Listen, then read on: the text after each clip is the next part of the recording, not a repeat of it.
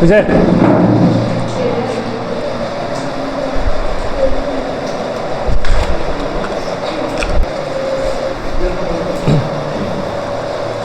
কি দিছে? An object is placed at a distance of 10 cm from a convex mirror. আগত মিৰৰৰ problem কেইটা কৰিম, লেন্স নহ'লে লেন্স প্ৰব্লেম কেইটা কৰিম। An object কিমান দিয়া আছে? Object is placed at a 10 cm. Object is placed. কি প্লেস কৰিছে? Object প্লেস কৰি আছে। ঠিক আছে তো 12 2. An object is placed 10 cm. U কিমান দিয়া আছে? 10 cm. U always কি? Negative. 10 cm from a convex mirror of focal length 15 cm. Focal length F কিমান দিয়া আছে? 15. Convex or F কি হয় সদায়? পজিটিভ। এটা নাপাহৰিবি। এই লেন্স অফ মিৰৰ হয়। এটা ওলাব কি লাগে? Find the position and nature of the image. ইয়াত আমাক হেৰি ওলাব দিয়া নাই। Find the position and nature. Position and কি? নেচাৰ। পজিশন মানে ভি ওলাব লাগে আৰু নেচাৰ মানে ৰিয়েল ভাৰ্চুৱেল এইবিলাক ওলাব দিয়ে। তো ফৰ্মুলা কি আছিলে? 1/v + 1/u = 1/f। 1/v এইটো এফ লৈ যা। F কিমান আছে? U কিমান? -10। 1/15 মাইনাছ 15 আৰু 10 এলচিয়াম 30। 15 আৰু 10 এলচিয়াম কিমান? 30। চাই ল 15 আৰু 10 5 3 * 15 5 2 * 10 কিমান? 5 3 * 15 15 2 * 30। তো 15 দি ইয়াত কিমান যায়? 5 3 * 15 বাচি থাকিল কি? 2। তো 2 1 যা 10 দি ইয়াত কিমান যায়? 5 2 * 10 বাচি থাকিল কি? 3। কথাটো বুজি পালি? 5 2 কিমান? 10 বাচি থাকিল কি? 3। মানে 10 দি ইয়াত 3 3 1 যা কি? 3। 2 + 3 কৰিলে কিমান আহে? 5 5/30 কাটাকাটি কৰিলে 1/6 হ'ল। এইটো 1/v = 1/6 মানে 1/v = 1/6। তো v = কি আহিব? ভি ভেলু কিমান আহিব? 6 cm। এতিয়া ভি সাইন কি আছে ইয়াত? প্লাস। ভি যদি প্লাসত থাকে, মিৰৰত ভি প্লাস থাকিলে ৰিয়েল হয় নে ভাৰ্চুৱেল হয়? Virtual image. কি ইমেজ? সো নেচাৰ কি হ'ব? ভাৰ্চুৱেল। ভাৰ্চুৱেল ইমেজবিলাক সদায় কি হয়? ইৰেক্ট। ভাৰ্চুৱেল ইমেজবিলাক সদায় ইৰেক্ট। হ'ল সাইজ ওলাব দিয়া নাই। এতিয়া এটা কথা মই শিকাই দিওঁ ইয়াত। ধৰি ল ইয়াত সাইজ দিয়া নাই, কুৱেশ্যনত দি দিলে সাইজ ওলাবৰ কাৰণে। তেতিয়া কি কৰিবি? কুৱেশ্যনত দি দিলে সাইজ, ফাইণ্ড দ্য সাইজ। ইয়াত মই এক্সট্ৰাকৈ বুজাই আছোঁ। Find size, size of the image. Size ওলাব দিছে, তেতিয়া আমি কি কৰিম? ইয়াত অবজেক্ট সাইজ দিয়া আছে নেকি? অবজেক্ট সাইজ দিয়া নাথাকিলে আমি ইমেজ সাইজ কেনেকৈ ওলাম? ম্যাগনিফিকেশ্যন। তেতিয়া আমি কি ওলাব লাগিব? মনত পেলা ম্যাগনিফিকেশ্যন শিকাইছিলোঁ। ম্যাগনিফিকেশ্যন যিটো ওলাব, ওপৰৰ পাৰ্টটো কি হয়? ইমেজ। তলৰ পাৰ্টটো কি হয়? অবজেক্ট। যদি ওপৰৰ পাৰ্টটো ডাঙৰ হয় তেনেহ'লে লাৰ্জ, যদি ওপৰৰ পাৰ্টটো সৰু হয় তেনেহ'লে কি? স্মল। সিম্পল। আমি ওলাম কি? ম্যাগনিফিকেশ্যন। কি ওলাম? ম্যাগনিফিকেশ্যন। যদি সাইজ ওলাব দিয়ে তেনেহ'লে আমি ডাইৰেক্ট ওলাম কি? ম্যাগনিফিকেশ্যন। ম্যাগনিফিকেশ্যনৰ ফৰ্মুলা দুটা আছিলে। এটা আছিলে -v/u, এটা আছিল hi/ho। আচ্ছা, hi/ho জানিবৰ কাৰণেতো আমাৰ ho জানিব লাগিব। ho আছে নেকি? hi আছে নেকি? তে ফৰ্মুলা কোনটো পাম? -v/u। -v ভেলু কিমান আছে? 6 আৰু ইউৰ ভেলু -10। মাইনাছ মাইনাছ প্লাছ আৰু এনেও m প্লাছ হ'বই। মনত পেলাচোন, m পজিটিভ মানে লাষ্ট ক্লাছ পঢ়াইছিলোঁ। m পজিটিভ মানে কি হয়? ভাৰ্চুৱেল। m নিগেটিভ মানে কি আছিলে? ৰিয়েল। 2d কাটিলে 3, 2d কাটিলে কিমান? 5। 3/5 কোনটো ডাঙৰ? ওপৰটো ডাঙৰ নে সৰু? সৰু। তেনেহ'লে সাইজ কি হ'ব? স্মল। কাৰণ ওপৰটো কাৰ হয়? ইমেজৰ। তলৰটো কাৰ হয়? অবজেক্টৰ। তো সাইজ কি হ'ব? স্মল। ক্লিয়াৰ নে বস্তুটো? যদি ho দিয়া নাথাকাকৈ যদি সাইজ ওলাব দিয়ে তেনেহ'লে আমি সদায় কি ওলাম? ম্যাগনিফিকেশ্যন। ক্লিয়াৰ?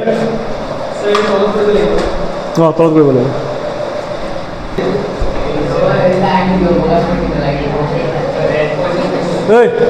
এই চেৰা বুলি আছা এইফালে। ৰিফ্ৰেকশ্যন বস্তুটো কি হয়? এটা আমি কৈছিলোঁ ৰিফ্লেকশ্যন, যিটো লাইট বাউন্স বেক হয়, লাইট পাৰ হৈ যাব নোৱাৰে, কিন্তু ইয়াত লাইট কি হ'ব পাৰে, পাৰ হৈ যাব পাৰে। ৰিফ্লেকশ্যন বস্তুটো কি, এটা ট্ৰেন্সপাৰেণ্ট মিডিয়ামটো গম পাওঁ, যিটো ফালে লাইট পাৰ হৈ যাব পাৰে। ট্ৰেন্সপাৰেণ্ট মিডিয়ামৰ মাজেৰে যেতিয়া লাইট পাৰ হৈ যাব, বেণ্ডিং অফ লাইট, কিন্তু লাইট চিধা নাযায়, বেণ্ড হয়।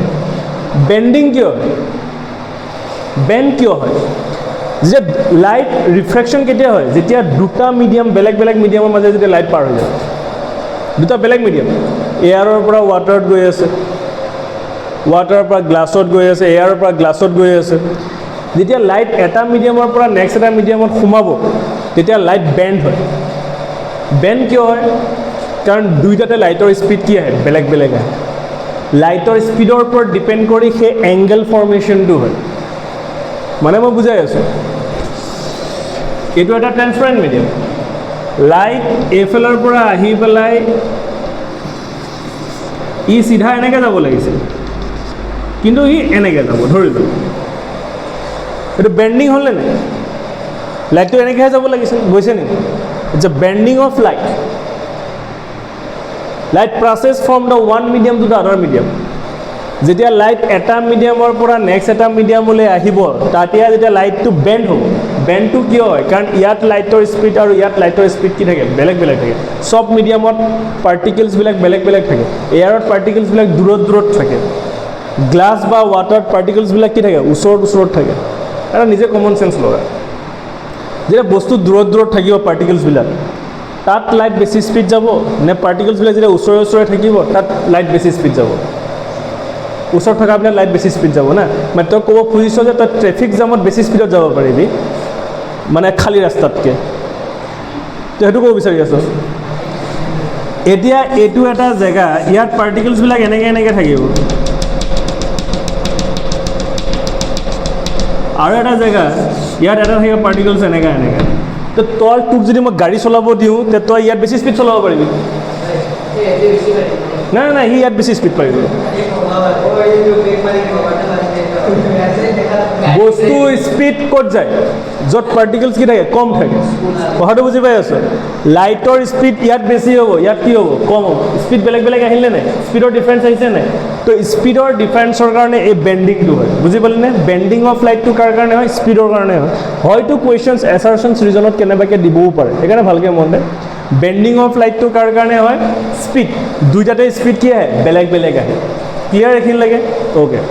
এতিয়া এই bending of light passes from one medium to the another medium is call কি, ৰিফ্ৰেকশ্যন। ইয়াকে কি বুলি কয়, ৰিফ্ৰেকশ্যন বুলি কয়। ঠিক তেনেকৈ ৰিফ্লেকশ্যনত যেনেকৈ ল আছিলে, ইয়াতো কি থাকিব, ল থাকিব। লাইট আহি পৰাটো কি ৰে বুলি কয়, কি ৰে কয়, ইনচিডেণ্ট ৰে। লাইট গুচি যোৱাটো কি কয়, ৰিফ্ৰেক্টেড ৰে। ৰিফ্ৰেক্ট হৈছে নহয়, ৰিফ্ৰেক্টেড ৰে। আৰু বাকী যিটো মই ইমাজিনেৰী ৰে এটা ড্ৰ কৰিছোঁ, পাৰপেণ্ডিকুলাৰ, ইয়াক কি বুলি কোৱা হয়, নৰ্মেল।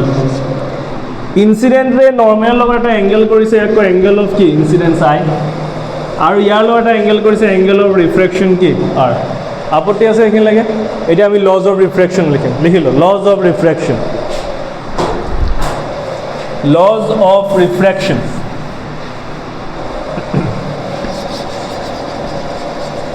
laws of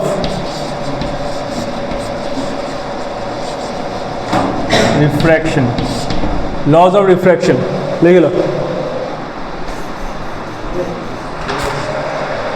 এইটো এৰ'চিন দিব লাগিব দেই। laws of refraction ভালকৈ মন দে।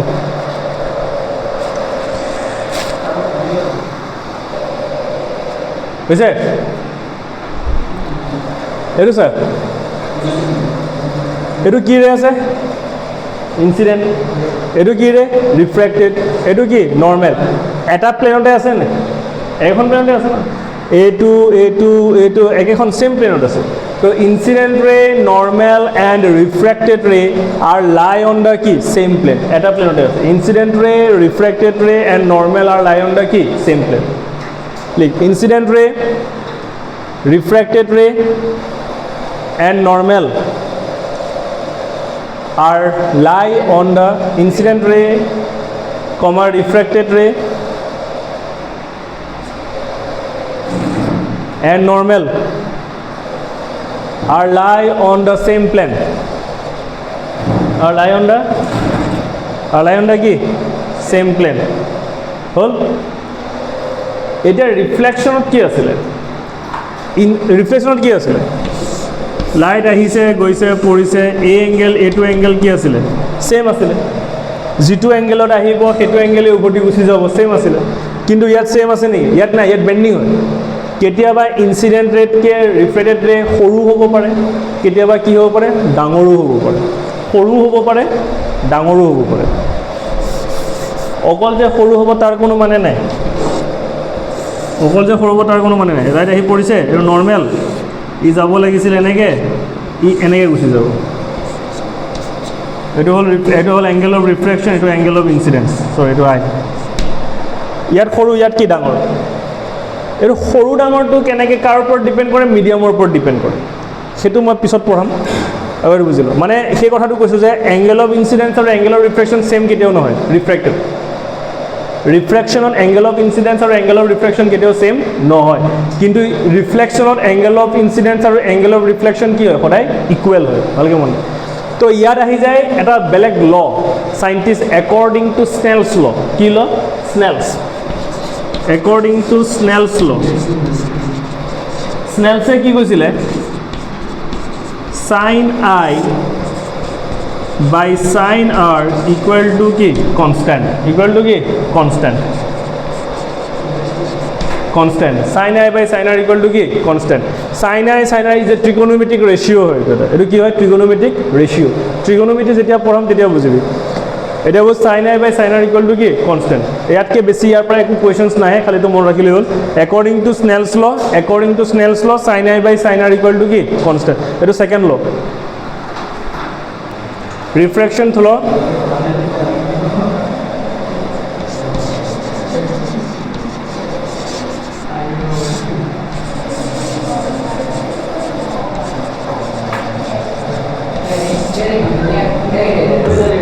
এই মন্ডে শক নাই রিফ্লেকশন শক গ্লাস স্ল্যাব মন্ডে হয়েছে ইয়াত কি হ'ব বস্তুটো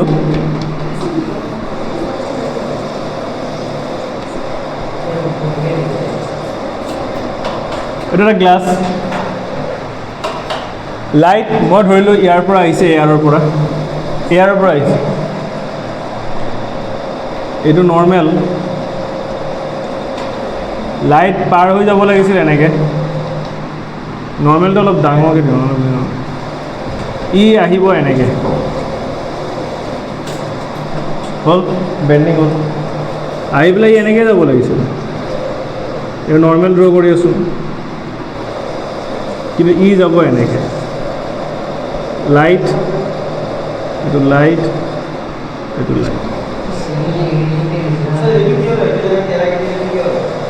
কোনটো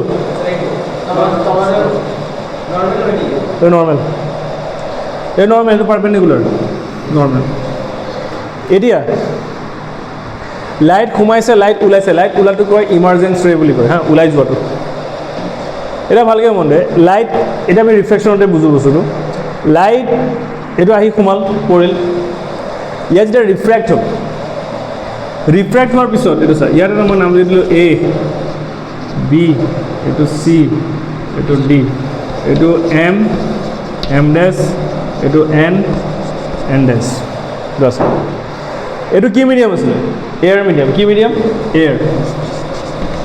এয়াৰ মিডিয়ামবিলাক কি হয় লাইটাৰ হয় কি হয় লাইটাৰ বা ৰেয়াৰাৰ মিডিয়াম বুলিও কয় কি মিডিয়াম বুলি কয়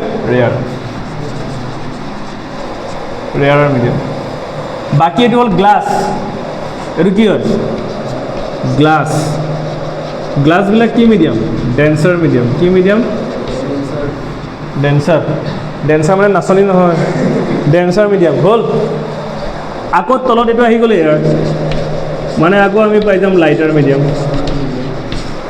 ইয়াৰ পৰা আমি কি বুজি আছোঁ যে লাইট যেতিয়া লাইটাৰ মিডিয়াম বা ডেন্সাৰ মিডিয়ামত সোমাব তেতিয়া নৰ্মেলৰ কি হয় ওচৰ দি আহি যায় মানে এংগেলটো কি হয় সৰু হয় ৰিফ্ৰেক্টেড এংগেলটো ইনচিডেণ্ট এংগেলত কি হৈ যায় সৰু হৈ যায় আৰু যেতিয়া ডেন্সাৰৰ পৰা লাইটাৰলৈ যাব তেতিয়া এইটো কি হয় নৰ্মেলৰ পৰা দূৰলৈ গুচি যায় মানে ইনচিডেণ্ট ৰেটটো ৰিফ্ৰেক্টেডতকৈ কি হৈ যাব সৰু হৈ যাব যেতিয়া লাইটাৰৰ পৰা ডেন্সাৰলৈ আহিব তেতিয়া ৰিফ্ৰেক্টেড ৰেটটো সৰু হ'ব মানে এংগেল অফ ৰিফ্ৰেকশ্যনটো সৰু হ'ব আৰু যেতিয়া ডেন্সাৰৰ পৰা লাইটাৰলৈ যাব তেতিয়া এংগেল অফ ইনচিডেন্সটো কি হৈ যাব সৰু হৈ যাব কথাটো বুজি পালি মানে এইটো কি বুজিলি যে when light passes from the lighter to কি denser medium it passes towards the normal normal ওচৰতে আহিছে towards the normal and when light passes from the denser to lighter medium it goes away from the normal দূৰলৈ গুচি গৈছে কথাটো বুজি পালি নে আকৌ কৈছোঁ লাইটাৰৰ পৰা যেতিয়া ডেন্সাৰলৈ আহিব তেতিয়া লাইটটো সদায় কি হয় নৰ্মেলৰ ওচৰতে আহে আৰু যেতিয়া ডেন্সাৰৰ পৰা লাইটাৰলৈ যাব তেতিয়া নৰ্মেলৰ পৰা কি দূৰলৈ গুচি যায় মানে পাতলা মিডিয়ামৰ পৰা যেতিয়া হেভি মিডিয়ামলৈ যাব তেতিয়া নৰ্মেলৰ ওচৰতে আহিব আৰু হেভিৰ পৰা যেতিয়া পাতলা মিডিয়ামলৈ যাব তেতিয়া কি নৰ্মেলৰ পৰা দূৰলৈ গুচি যায় ক্লিয়াৰ বস্তুটো এইটোকে লিখ when light passes from ইয়াতে লিখ when এইটো পৰীক্ষাত আহিলে কিন্তু ডায়েগ্ৰাম বনাই এইটো আহে পৰীক্ষাত এইটো ডায়েগ্ৰাম বনাব লাগিব ডায়েগ্ৰাম বনাই লিখিব লাগিব when light passes from when light passes from lighter medium to denser medium lighter of rarer medium বুলিও কয় হা lighter medium to denser medium when light passes from lighter medium to denser medium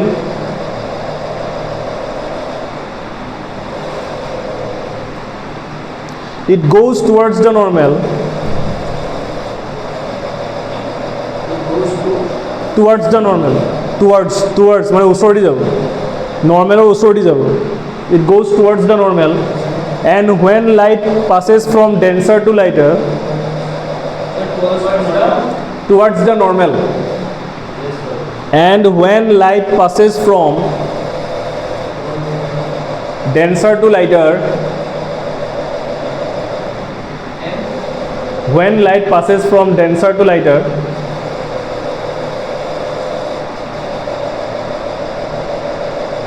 it goes away from the normal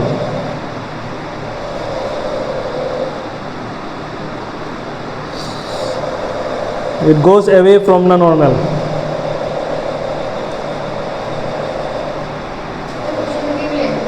okay reflection through glass light Sir, goes away from the normal it goes away from the normal হল এতিয়া এটা বস্তু এনে লিখি ৰাখ জানিবৰ কাৰণে লাইটাৰৰ পৰা যেতিয়া ডেন্সাৰত যাব লাইটাৰ টু ডেন্সাৰ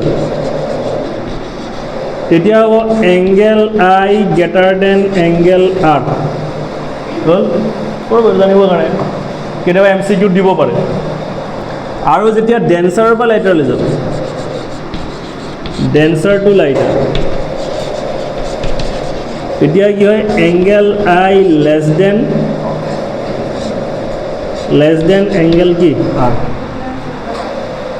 বুজি পালি নে নাপালি